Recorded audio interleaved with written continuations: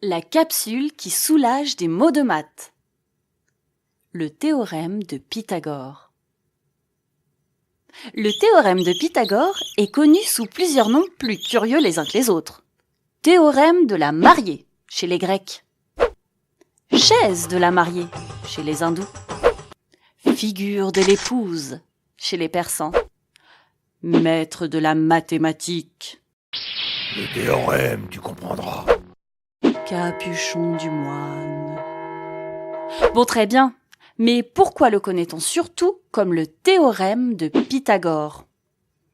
Pythagore, né vers 580 avant l'ère chrétienne, est de tous les philosophes de la haute antiquité celui dont le nom est le plus connu, et, si l'on peut dire, est resté le plus populaire. Il est à l'origine d'une école de pensée philosophique appelée les pythagoriciens, qui croient que les mathématiques sont un mode de vie. Tout ce qui existe est un nombre. L'essence et le principe des choses est le nombre. Bravo, magnifique! Bravo, cet homme est un génie! J'ai pas tout compris, mais c'était super. Et puis un jour, Pythagore partagea avec ses nombreux disciples le fameux théorème. Écoutez-moi bien, mes chers disciples.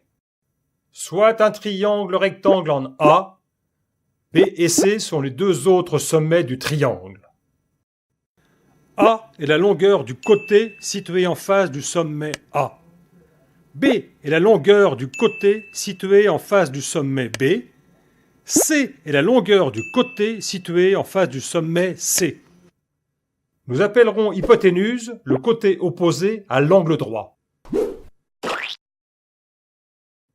Observez bien ce dispositif.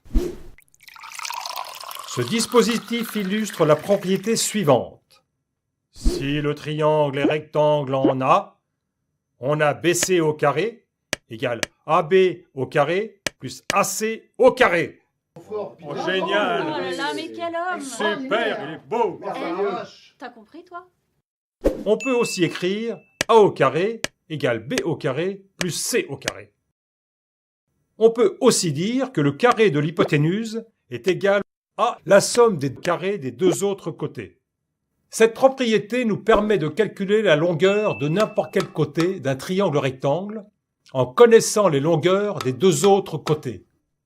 On peut par exemple calculer l'hypoténuse A si on connaît les longueurs B et C.